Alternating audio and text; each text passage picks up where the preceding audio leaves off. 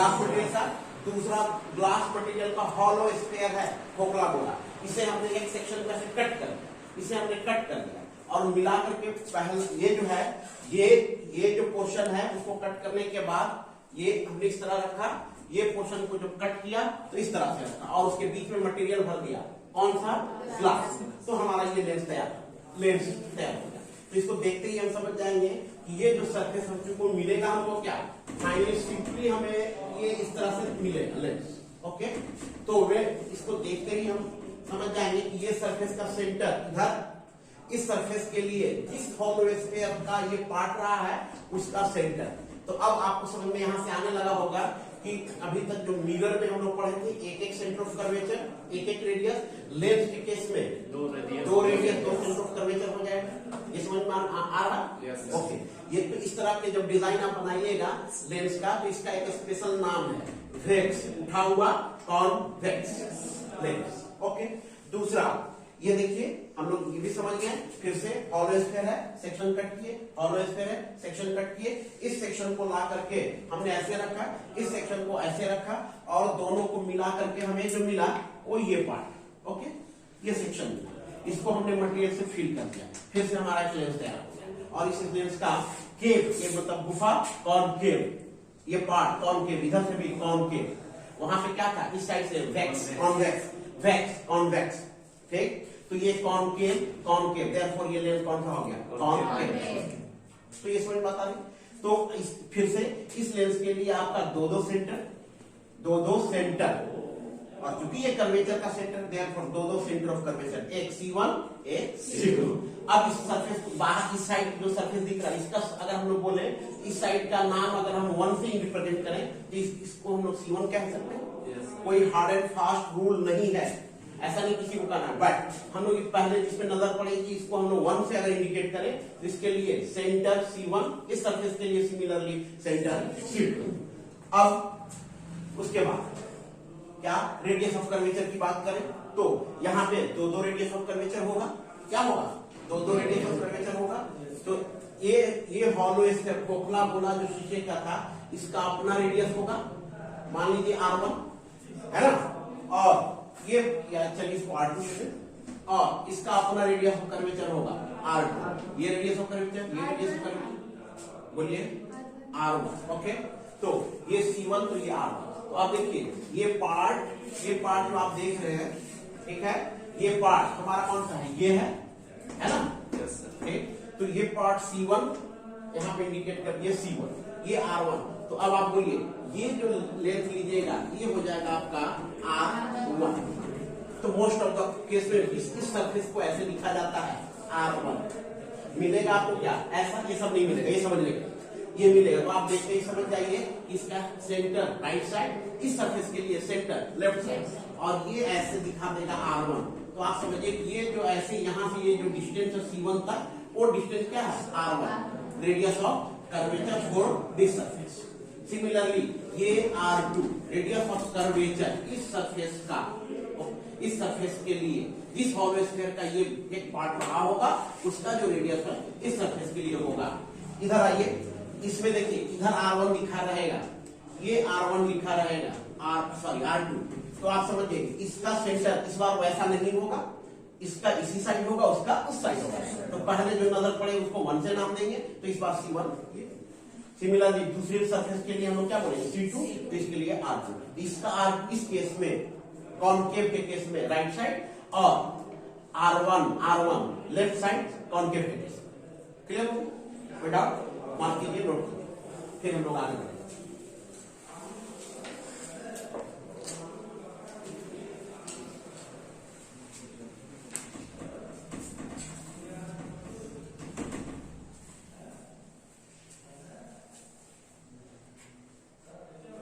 ये आपको सिंपल इस तरह से मिलेगा लेंस।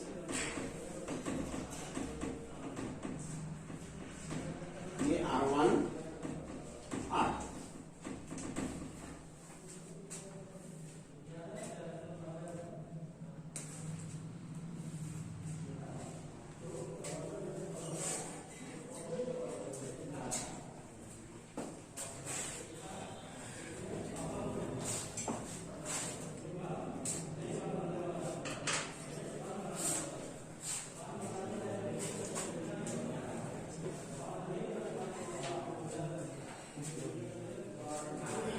ये R1, ये R2 है ना।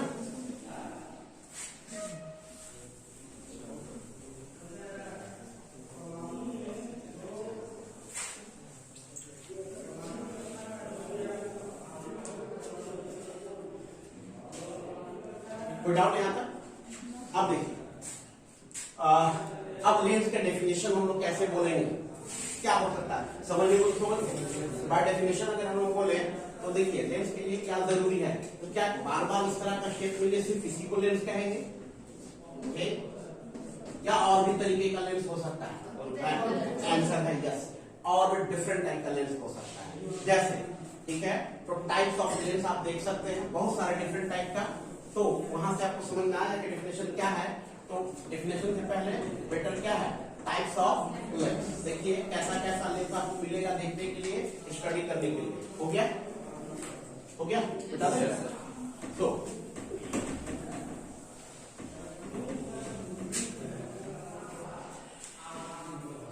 जैसे पहला ये कॉमन लेंस कौन सा, इस तरह से।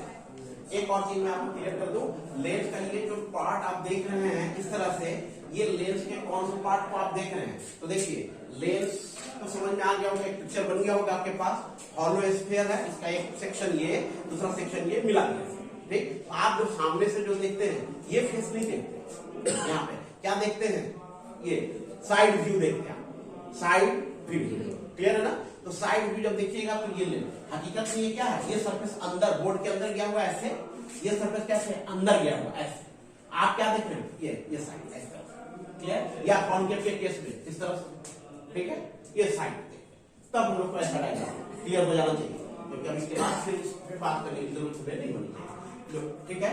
चलिए एक लेंस ये ठीक है, तो यहाँ पे सपोज कीजिए R1, अब आप समझ चुके, ये R1, सिमिलरली ये R2, ठीक है। तो इसे हम लोग बोलेंगे क्या, बोलिए, दोनों तरफ से देखिए, इधर भी वेक्स इधर भी वेक्स है, तो हम लोग बोलेंगे क्या, कॉन्वेक्स बोल सकते हैं। और बाई कॉन्वेक्स, बाई मतलब दो, by convex lens, okay, by दोनों तरफ से कॉन्वेक्स है। और क्या हो सकता है, देखिए ये लेंस, ये R, ये भी R, दोनों तरफ से क्या है, ये R है, यानी कि इसमें आप समझ रहे हैं R1 is not equal to R2। ये रेडियस बड़े, ये बड़ा और ये छोटा हो सकता है, या ये छोटा ये बड़ा हो सकता है। डिफरेंट रेडियस, यानी डिफरेंट रेडियस वाले स्फीयर से ये बना हो सकता है। और आपको क्या मिल सकता है, ये बराबर वाला इक्वल रेडियस वाला स्फीयर से का एक पार्ट ये रहा होगा, सेम रेडियस वाले स्फीयर का पार्ट ये रहा होगा। तो हम R और R, यानी हम लोग बोले R1 is equal to R2। तो इसका नाम क्या पड़ जाए, खुद सोचिए, ठीक है। कॉन्वेक्स तो है दोनों तरफ से, तो हम लोग बोलेंगे इसे equi convex, equi convex lens.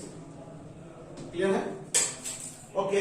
और सोचिए, बोलिए क्या क्या लिख सकते हैं, बताइए, और कितने टाइप का लेंस हो सकता है, कुछ सोच के बताइए। कॉपी कीजिए, बताते हैं। इक्वी कॉन्वेक्स लेंस, ठीक है, ए बी, और आते हैं पहले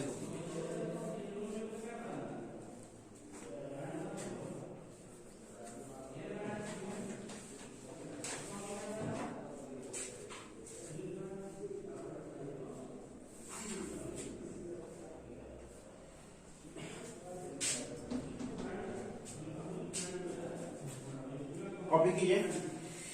देखिए लेंस का माइंड में जो पिक्चर बना हुआ है यही तो, उसको थोड़ा तोड़ लीजिए भ्रम को, और इसे भी हम लोग लेंस कहेंगे।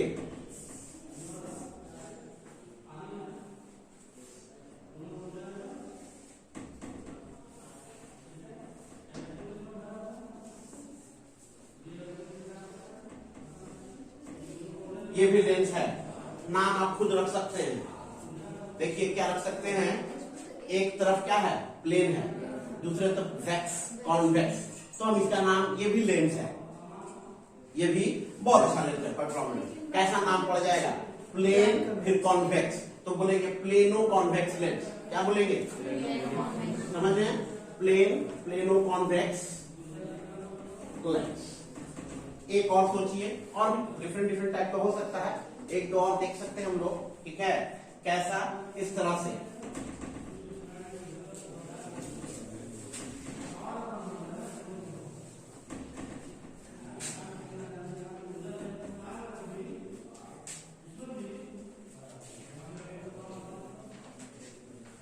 इसका रेडियस और इसके रेडियस के बारे में बात कीजिए। R1 R2 अगर बोले तो ये रेडियस, चलिए ये तो स्फीयर का पार्ट रहा होगा, राइट साइड वाला पार्ट जो देख रहे हैं ये किसी ने स्फीयर का पार्ट रहा होगा। ये देखिए प्लेन, और इसके अंदर आपने मटेरियल फिल कर दिया, ठीक है। तो बोलिए इस प्लेन सरफेस का रेडियस ऑफ कर्वेचर कितना?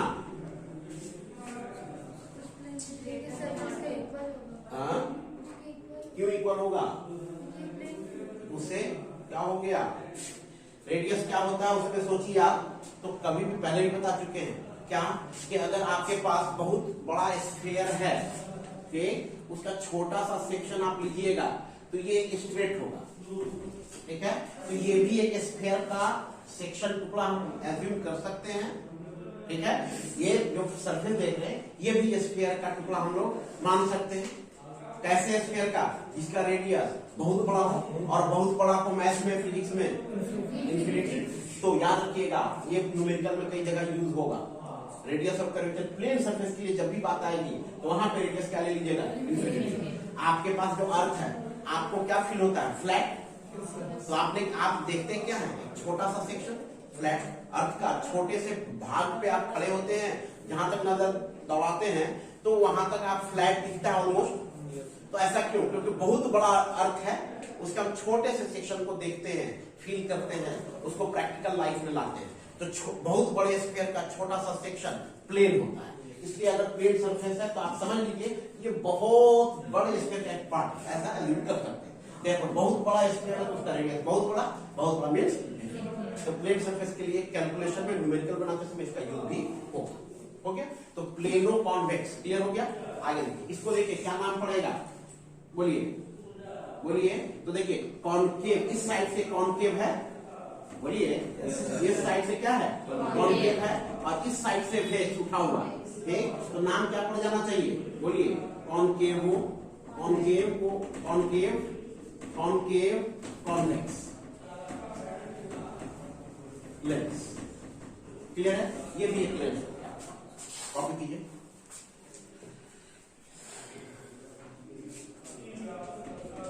इसमें इसका रेडियस इस साइड हो जाएगा, इसका रेडियस इस साइड हो जाएगा।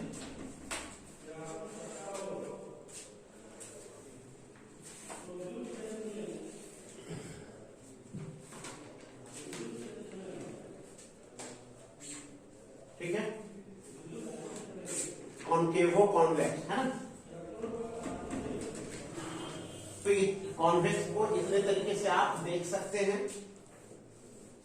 ओके, इसी तरह से कॉन्केव के केस में नंबर 2 किस तरह का लेंस आपको देखने को मिलेगा? देखिए नंबर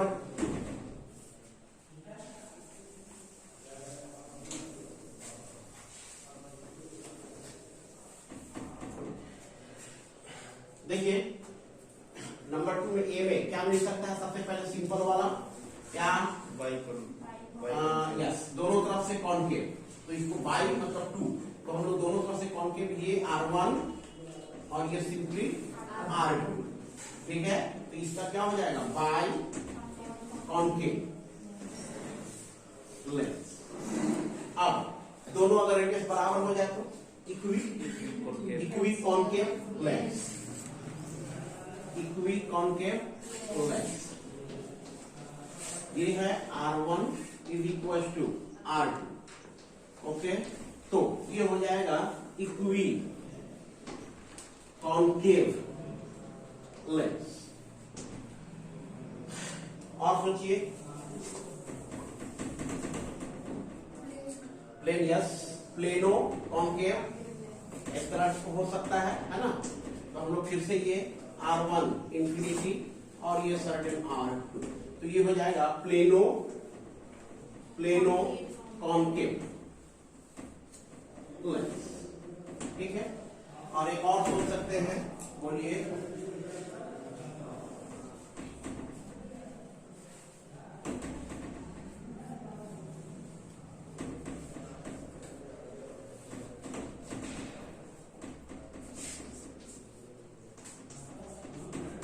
ये क्या होगा, देखिए, बोलिए। इधर वेक्स है तो पहले इसका नाम उसका रखिए, कॉन्वेक्सो कॉन्केव लेंस।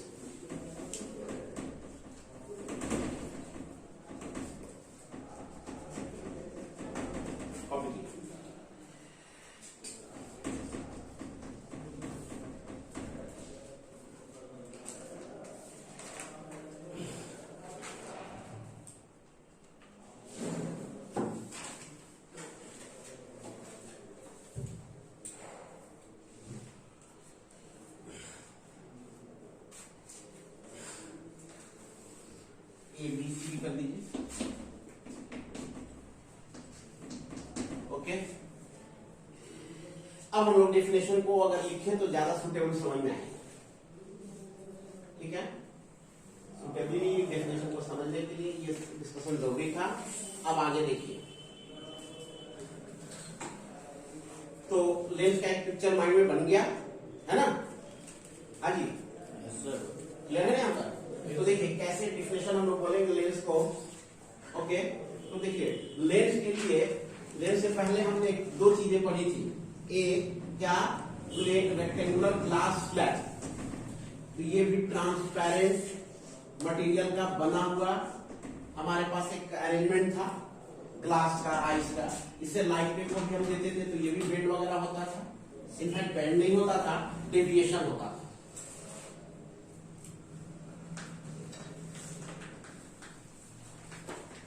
देखिए बोर्ड पे लाइट रे को जब हम लोग किसी रेक्टेंगुलर ग्लास स्लैब से, ठीक है, इंटर कराए थे तो बेंड नहीं हुआ था, बेंडिंग नहीं हुआ था। क्या हुआ था, बोलिए, शिफ्टिंग हुआ, डेविएशन नहीं। जिस डायरेक्शन जो इनिशियल और फाइनल क्या था, सेम था, ओनली शिफ्टिंग था। शिफ्ट हो गया, याद है ना। तो बेंडिंग यहाँ पे नहीं हुआ। तो जब भी आपको शिफ्टिंग की सिर्फ जरूरत है, यानी जिस डायरेक्शन में जा रहा था डायरेक्शन सेम मेंटेन रखना चाहते हैं रिफ्लेक्टेड लाइट रे का, उस समय आप रेक्टेंगुलर ग्लास स्लैब यूज कीजिए, ठीक है। उसके बाद अगर आप चाहते हैं कि नहीं हम लाइट रे को बेंड करा दें, ठीक, बेंड करा दें, इनफैक्ट स्पेशली कौन सा, रिफ्रैक्टेड रे को अगर आपको बेंड कराना है, झुकाना है, तब वैसे सिचुएशन में आपको लेंस की जरूरत होगी, ठीक है। तो लेंस के लिए ये जरूरी है कि एटलीस्ट अगर हम लोग बोले कि ये दोनों ही प्लेन कर दें तो क्या ये लेंस कहलाएगा, आंसर है नो, लेंस इसका नाम नो नहीं होता, ठीक है।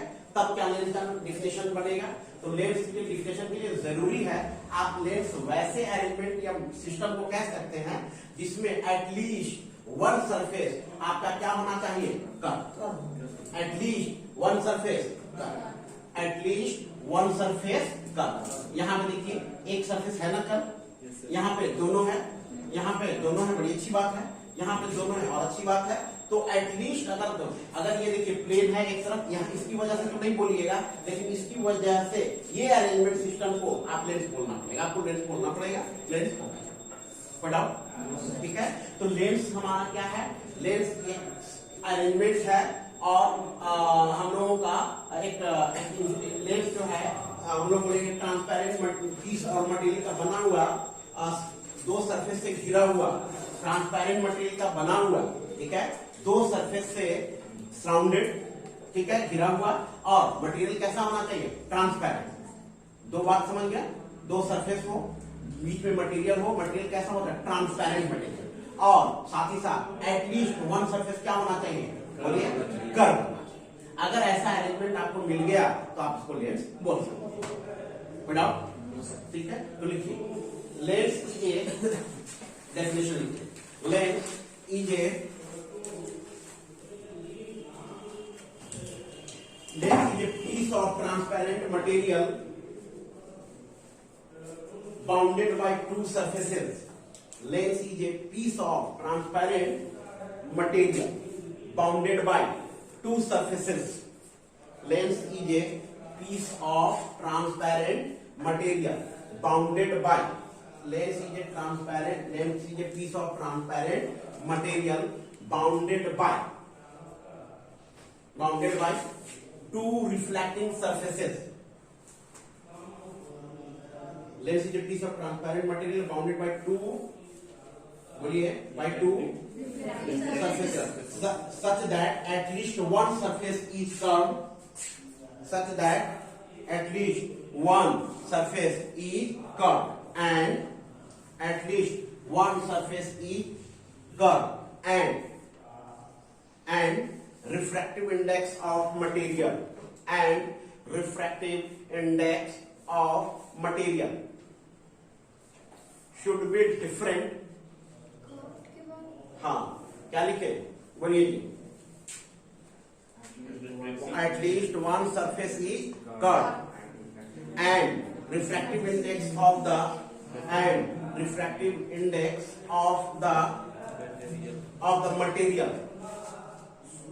material surrounded in its surrounding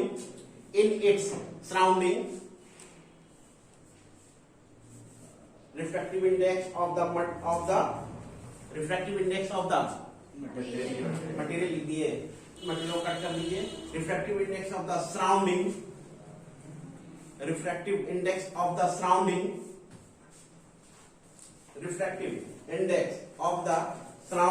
should be different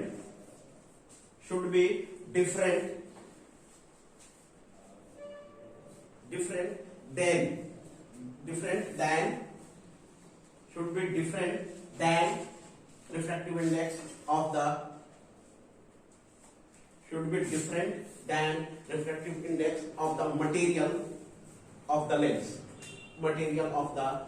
क्या मतलब समझ लेते हैं फिर से एक लाइन को, इसको लेंस क्या मतलब. देखिए, लेंस के लिए दो तीन बातें आपने समझा. एक, एटलीस्ट वन सरफेस कर्व होना चाहिए. दूसरा, ट्रांसपेरेंट मटेरियल का बना होना चाहिए. ठीक. और एक बात हमने इसमें मेंशन किया, ये जहां पे भी लेंस अभी रखा हुआ है, इसके जो चारों तरफ जो ये क्या है, मटेरियल है, सॉरी मीडियम है.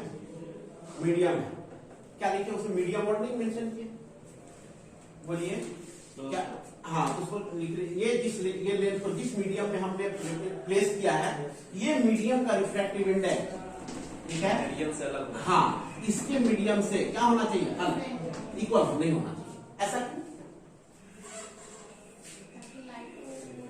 यस, हम लोग पढ़ चुके हैं अनडेविएशन. जब लाइट रे का नो डेविएशन वाला केस पढ़े थे, ठीक है, लाइट रे का हम लोग जब पढ़े थे ना, कंडीशन फॉर नो डेविएशन, तो उसमें हमने एक कंडीशन देखा था कि अगर हमारे पास, ठीक है, अगर हमारे पास ये दो मीडियम है और लाइट रे को हम लोग इस तरह से इंटर कराते हैं, अगर दोनों का रिफ्रैक्टिव इंडेक्स दोनों का, तो क्या हुआ था, अनडेविएटली सीधे पास कर गया था, है ना, अनइंटरप्टेड ये सीधे चला गया था. कब, ये रिफ्रैक्टिव इंडेक्स अलग सेम होने से.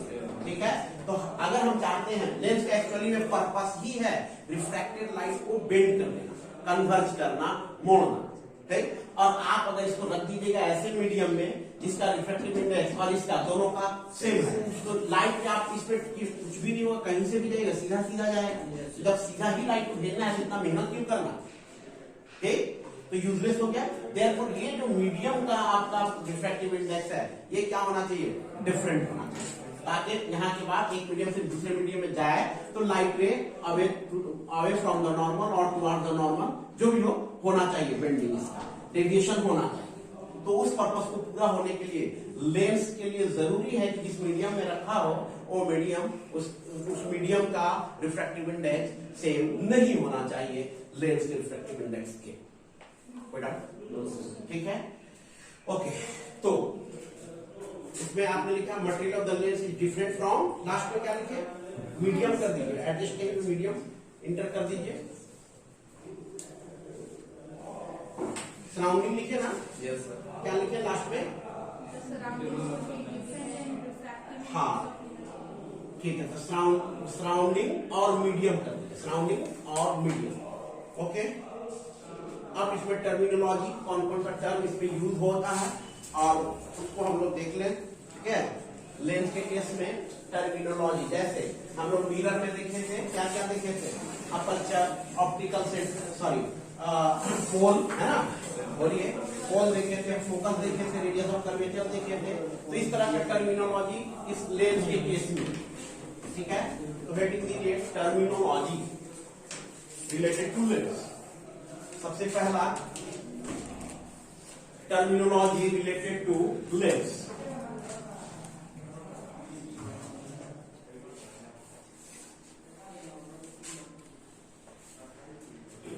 Terminology related to lens.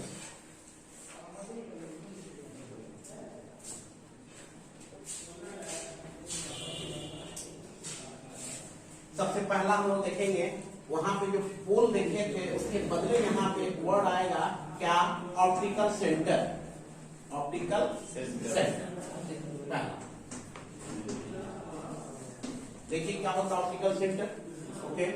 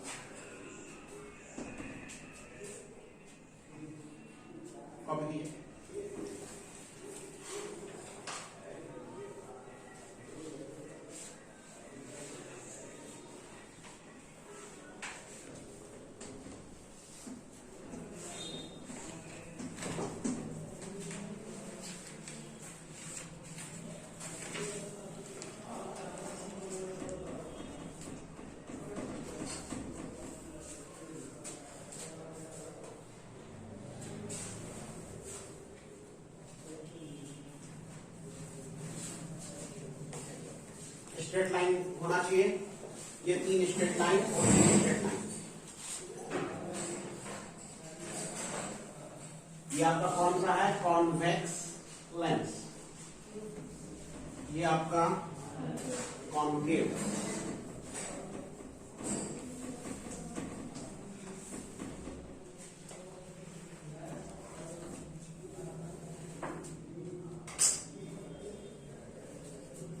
समझ लीजिए ऑप्टिकल सेंटर क्या होता है।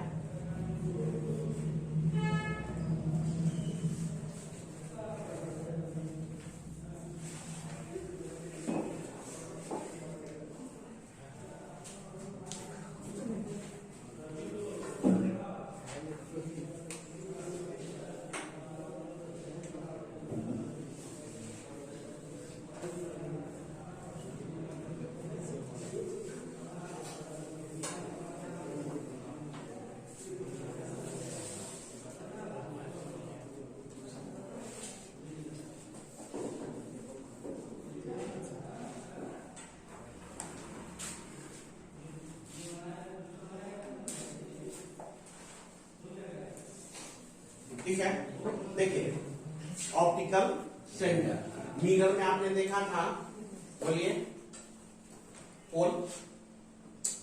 पोल क्या था वो? बोलिए पोल, हमारे पास मिरर का पोल कौन सा पॉइंट था?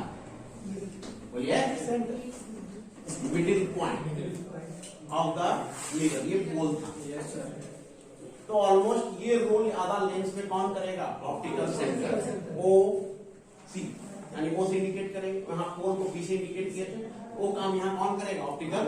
क्या होता है समझिए, देखिए तो हम लोग बोलेंगे कि आप जो है ये लेंस है, कॉन्वेक्स लेंस है, ठीक। इसका लेंस का एक आप मिडिल पॉइंट इसमें सोचिए, ठीक है। तो ये लेंस है हमारे पास, ठीक, इसका मिडिल पॉइंट ये होगा, ठीक है ना। तो ये मिडिल पॉइंट ही क्या होता है, ऑप्टिकल सेंटर। इसकी एक खास स्पेशलिटी है, प्रॉपर्टीज है। क्या करता है ये, इससे जो भी लाइट रे पास होगा, ठीक है, इस पॉइंट से ऑप्टिकल सेंटर क्या है, nothing but it is the middle point of the lens, it is middle point of the lens, optical centre. इसकी खास स्पेशलिटी और प्रॉपर्टीज ये है कि इस पॉइंट से होकर जाने वाली सारी लाइट रेज क्या होती है, अनडेविएटली पास हो जाती है।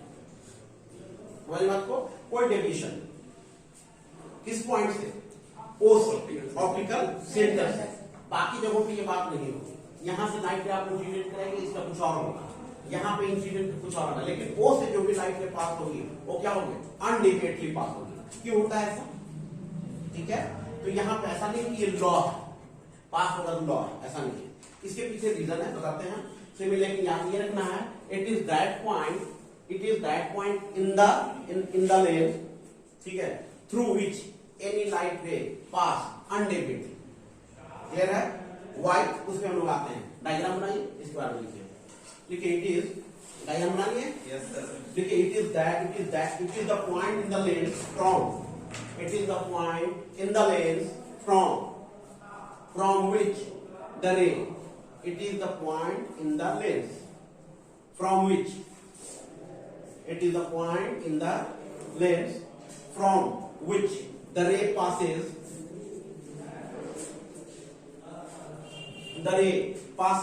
undeviately, the ray passes, बोलिए, अनडेविएटेड और अनडेविएटेडली, ठीक है, बिना मुड़े बिना झुके हुए।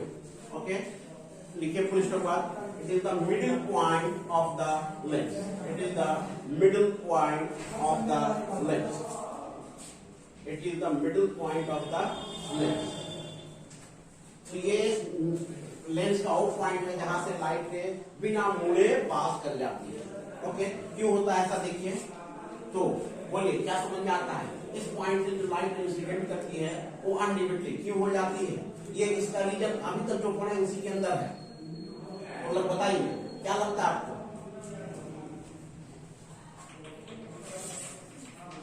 बोला जाए नहीं। ओके, समझ, तो क्यों ये डेविएशन क्यों नहीं होता है। तो आप ये लेंस जो है, ये लेंस आप देख रहे हैं, माइंड इसका पिक्चर है, मैं आपसे बोल रहा हूं इसके लेंस के, ठीक है सर, ये डायग्राम बना लिया ना, लिख लिया ना, ऐसे लिख सकते चीजों, ठीक है। रीजन क्या है कि यहाँ से पास होने वाला लाइट से बिना मुड़े बिना डेविएट के आगे बढ़ जाता है। तो देखिए ये आपके पास सपोज कीजिए एक लेंस है कॉन्वेक्स, ओके, आप इसके मिडिल पॉइंट, सेंटर पॉइंट के बारे में सोच रहे हैं, तो ये पॉइंट कुछ यहाँ पे मिलेगा, इसको हम लोग ए कह रहे हैं। ओके, अब इसके नेबरिंग सरफेस के बारे में सोचिए, पड़ोसी वाला आसपास का एरिया ये। ओके, तो आप इसको और यहां से क्या कीजिए कि कट कर दीजिए, तो आपको क्या मिलेगा, कुछ इस तरह से, और ये जब बहुत छोटा लीजिएगा तो इस तरह से एक almost tiny rectangular glass slab जैसा पार्ट आपको मिलेगा। लेकिन जैसे जैसे ऊपर बढ़िएगा ये बेंड होता चला जा रहा है, ठीक। तो ये रेक्टेंगुलर ग्लास स्लैब नहीं बोलेंगे ऊपर वाले सेक्शन को, लेकिन जो सेंट्रल पार्ट है, मिडिल पार्ट है, उसका छोटा सा टुकड़ा को अगर हम लोग कट करते हैं, ठीक, यहां देखिए, तो ये क्या है, जितना छोटा रखिएगा, ये जो कर्व देख रहे हैं उतना स्ट्रेट पार्ट मिलेगा आपको। यस सर, समझ बात आ रही, बहुत छोटे के लिए बहुत, ये ऑलमोस्ट स्ट्रेट पार्ट होगा। तो ये आपका रेक्टेंगुलर ग्लास स्लैब जैसा बिहेव करेगा, इसके आसपास सेंट्रल पार्ट हो जाओ। अब हम पढ़ चुके हैं कि अगर हम लोग किसी भी रेक्टेंगुलर ग्लास स्लैब से लाइट रे को सेंड करते हैं तो क्या होता है, बोलिए, नो डेविएशन होता है। ये सिर्फ क्या करता है, शिफ्ट, लेकिन एंगल नहीं बनाता है। डेविएशन नहीं होता है। कब? जब रेक्टेंगुलर ग्लास स्लैब से किसी लाइट रे को हम लोग पास करते हैं तो टीनी रेक्टेंगुलर, छोटा सा रेक्टेंगुलर ग्लास स्लैब, ठीक है, ये सेक्शन है, ठीक है, इससे हमने लाइट रे को पास कर दिया। अब सवाल उठता है, चलिए एक बात, आधा आंसर मिल चुका हमें कि डेविएशन क्यों नहीं होता है, तो हमें ये कि सेंट्रल पार्ट जो है, मिडिल पार्ट, मिडिल पोर्शन जो है उसका बिहेव क्या करता है, as a tiny rectangular glass slab, therefore no deviation. अब इसमें क्या होता है, ये शिफ्ट कर जाता है ऊपर या नीचे जो भी हो, ये क्या हो जाएगा, शिफ्टिंग होता है, ठीक। यहां हम शिफ्टिंग भी नहीं दिखा रहे हैं, डायरेक्ट पास करा रहे हैं। उसके पीछे रीजन क्या है, तो सुनिए, उसके पीछे रीजन ये है कि फिर से इसी में छुपा है आपका ये जो शिफ्टिंग पावर है, ठीक है, नेट शिफ्ट ओ आई याद होगा, ये डिपेंड किस बात पे किया था, thickness of the rectangular glass slab T into mu minus 1/म्यू, ये शिफ्टिंग डिपेंड किया था दो ही चीजों पे। थिकनेस क्या है, रिफ्रैक्टिव इंडेक्स उस मटेरियल का क्या है, उस पर डिपेंड किया था ये शिफ्टिंग कितना होगा, क्लियर है।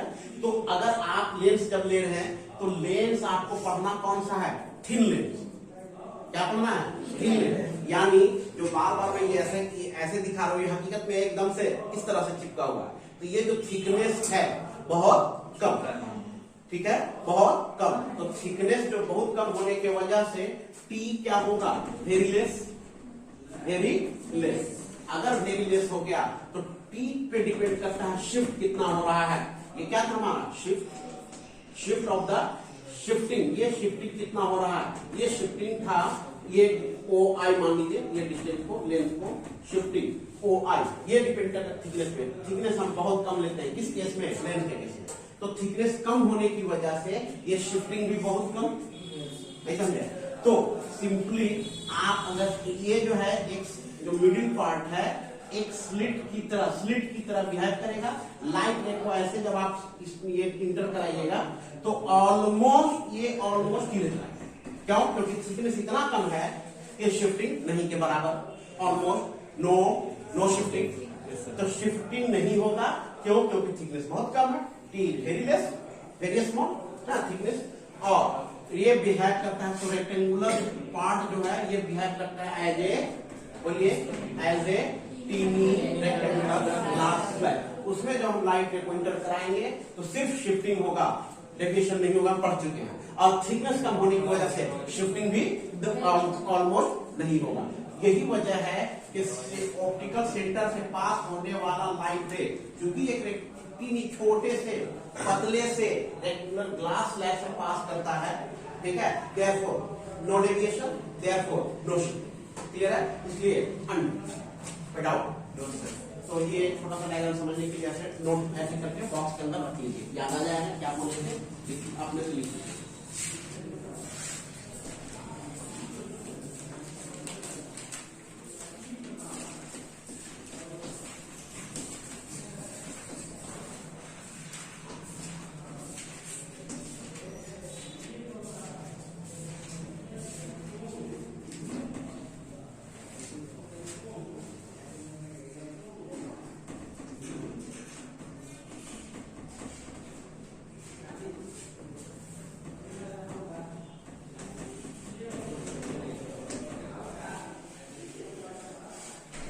ये पार्ट हमारा ऐसे दिखा सकते हैं, एक टीनी रेक्टेंगुलर ग्लास स्लैब जैसा बिहेव करता है।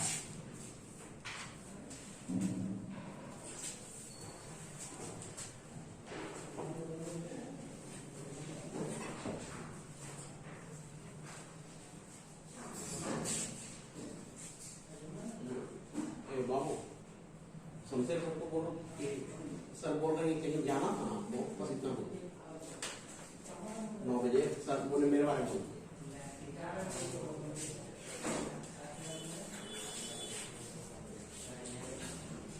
ओके, तो ये ऑप्टिकल सेंटर समझ गए।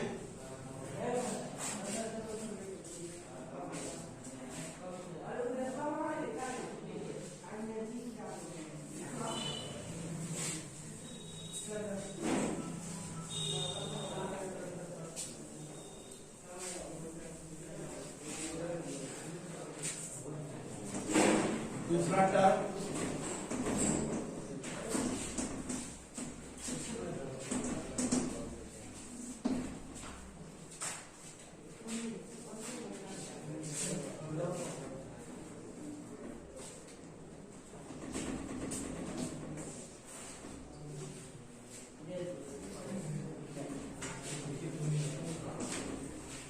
Principal axis,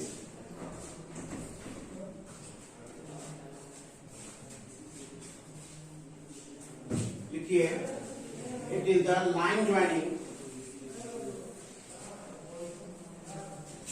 principal axis. तो प्रिंसिपल एक्सिस का जो कंसेप्ट आप पहले से लिए हुए हैं वही यूज कीजिए, मिरर वाला, ठीक है। बस इसमें आपको फर्क क्या है, principal axis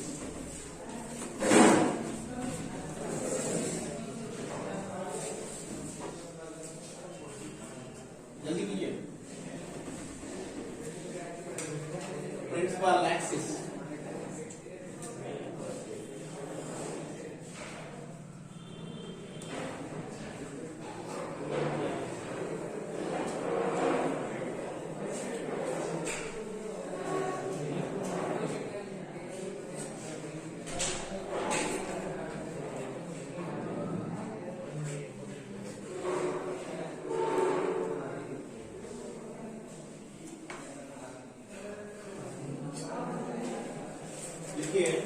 it is the line joining, देखिए principal axis, it is the line joining,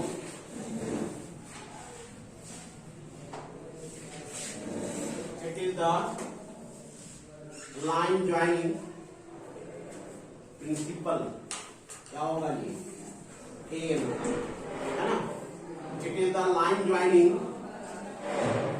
it is the line joining two centers of curvature, it is the line joining of two centers of curvature of two surfaces.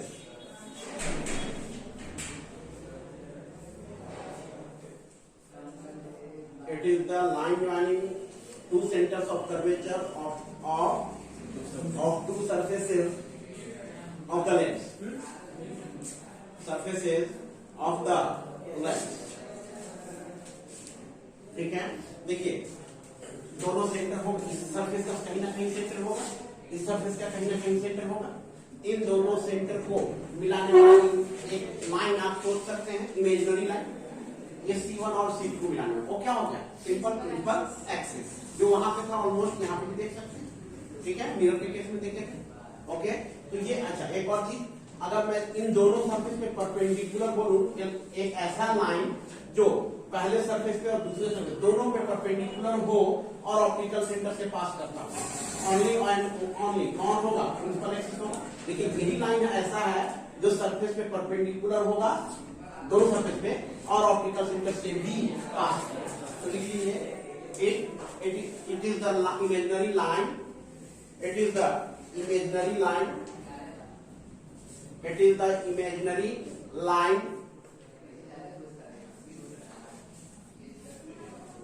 passing through optical center. It is the imaginary line passing through optical center and which is perpendicular to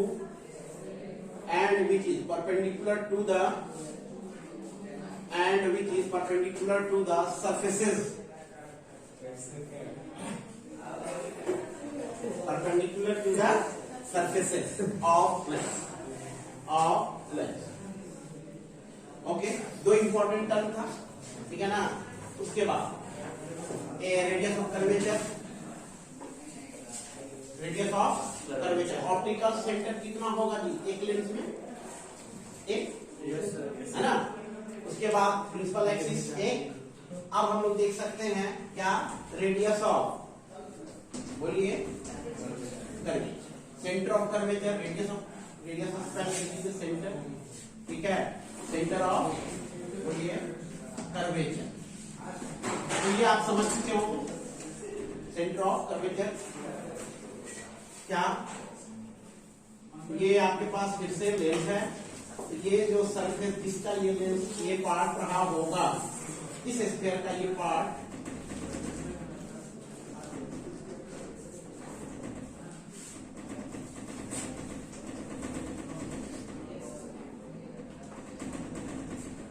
ये C1 ये C2, ये क्या है आपका, इस lens का centre of curvature है ना, ये ऑप्टिकल सेंटर। तो ये दोनों देखिए डायग्राम में, C1 ये बोलिए क्या होगा, ये सेंटर ऑफ कोई दिक्कत। उसी तरह से इसमें हम लोग देख सकते हैं रेडियस ऑफ कर्वेचर। तो देखिए रेडियस ऑफ कर्वेचर इनफैक्ट क्या होना चाहिए, ये ले एक रेडियस R1 बोलिए, उसके बाद ये यहां से ये सरफेस मिलाने वाला ये length R2 radius of curvature, ठीक है। चलिए इसको इधर लिखा सकते हैं R2, कहां तक, ये यहां तक, ये समझ में बात आ रही, बोलिए R1, इसको हम लोग क्यों ले रहे हैं, पहले जो सरफेस पे नजर पड़ा उसको R1, तो R1 ये हम लोग का स्फीयर 1 मान लीजिए और ये स्फीयर 2, तो उसके हिसाब से ये सरफेस के लिए रेडियस इधर चला गया, रेडियस ऑफ कर्वेचर इस सरफेस के लिए R2 इस साइड आ गया, ओके। तो ये दोनों जो आप देख रहे हैं ये क्या हो गया, रेडियस ऑफ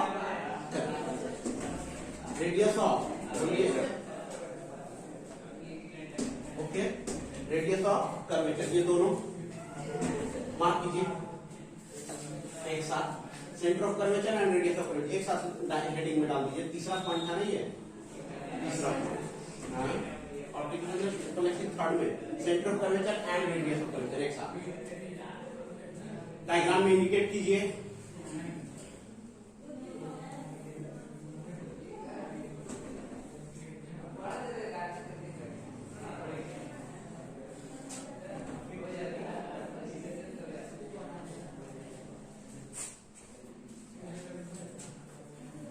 नेक्स्ट क्लास में हम लोग फोकस देखेंगे, उसके बाद लेंस फॉर्मूला वगैरह देखना है, लेंस मेकअप फॉर्मूला देखना है ना।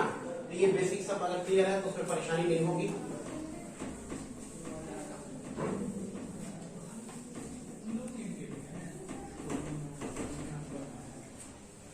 Centre of curvature and radius of curvature, ठीक है।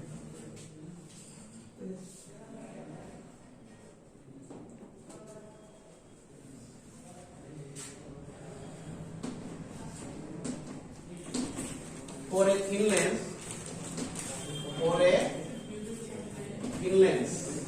देखिए तो जब कॉन्केव के केस में बोलिए, ये चीज कॉन्केव के केस में ये C1 इधर, C1 यहीं कहीं पे, और C1 C2 कहाँ होगा, प्रिंसिपल एक्सिस के ये पॉइंट होगा ना, ये तो आप समझ चुके अब तक। ये हमारा रेडियस, हम लोग बोलेंगे ये रेडियस देखिए R1, ओके, ये रेडियस R2, ओके। बात कीजिए इसमें भी, देखते चलिए, ये सेंटर ऑफ कर्वेचर,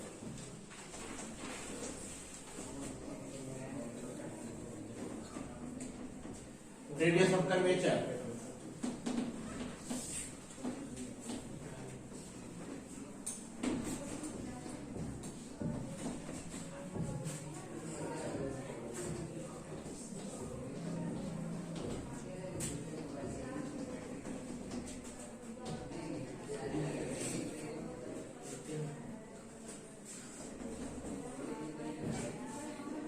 उसके बाद हम लोग देखेंगे फोर्थ थिन लेंस क्या हो जाएगा।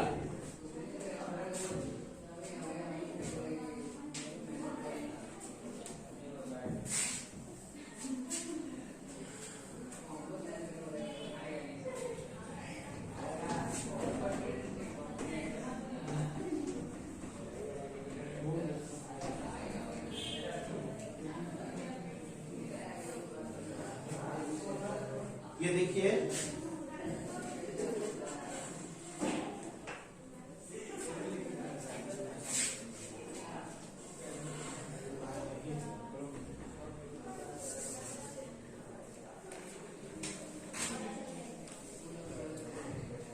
थोड़ा सा नेमिंग कर दीजिएगा। ये देखिए तो इसका नाम यहाँ पे S1 और सरफेस 1 सरफेस 2, ये पॉइंट S1 S2 मान लीजिए, ये पॉइंट यहाँ पे S1 S2 मार्क कीजिए। बताते हैं क्यों, इसके बाद इसका डिस्कशन आगे नहीं होगा, यही पे खत्म करें। एक अप्रोक्सीमेशन क्या फॉर थिन लेंस, चाहे वो कॉन्वेक्स में या कॉनकेव, आप डायग्राम देख सकते हैं, ठीक है। S1, ठीक है, S1 C1 ये आपका क्या है, रेडियस ऑफ कर्वेचर है, बोलिए। और देखिए दोनों में C1 S1 ये रेडियस ऑफ कर्वेचर R1, ये क्या है R। सिमिलरली S2 C2 ये भी क्या है और R2। अब मैं आपसे एक चीज बोल रहा हूँ, हाँ देखिए ये डिस्टेंस जो है, आवाज ये S1 से C1 ये डिस्टेंस क्या है R1, रेडियस ऑफ कर्वेचर। और आप रेडियस में कंसेप्ट जानते हैं, इसके केस में कोई भी सेंटर से मिला सरफेस में मिलाने वाला कोई भी लाइन जो होगा ये क्या होगा, रेडियस होगा। तो ये इधर भी C1 S1 और S1 C2 एक ही बात है ना। तो अब मैं ये कह रहा हूँ ये डिस्टेंस R1, अगर ये लेंस बहुत पतला है जो हम इतना मोटा दिखा रहे हैं, हकीकत में क्या है ये लेंस बहुत थिन है।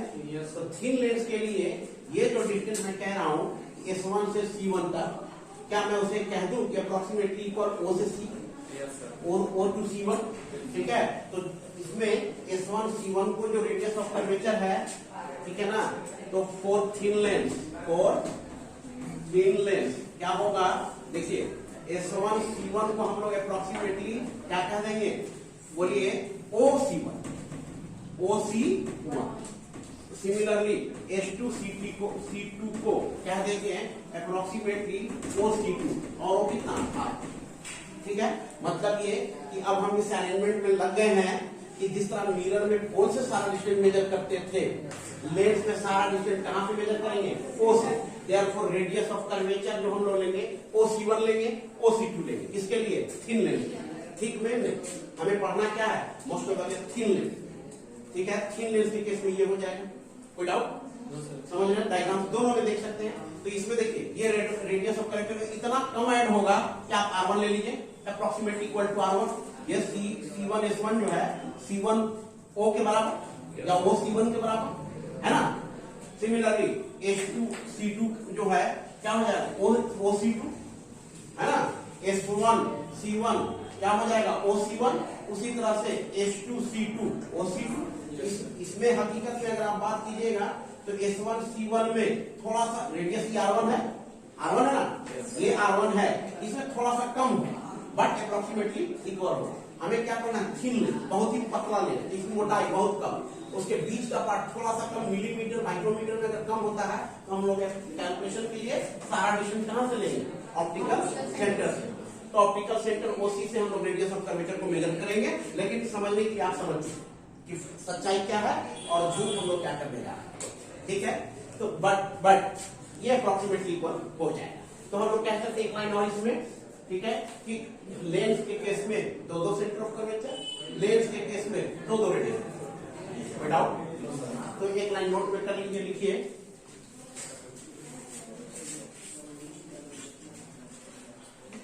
अपार्ट फ्रॉम मिरर से जुदा अलग क्या, देखिए apart from mirror a lens has two center of curvatures and two radius of curvature, okay।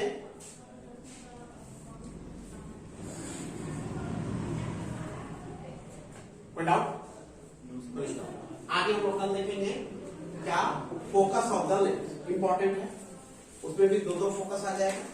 उसमें से एक हमारा इंपॉर्टेंट होगा, मेन फोकस होगा। उसके बाद इमेज कैसे ड्रॉ करना है, image tracing by lens, mirror formula और लेंस मेकर इक्वेशन, ओके। तो ये हम लोग आगे फर्दर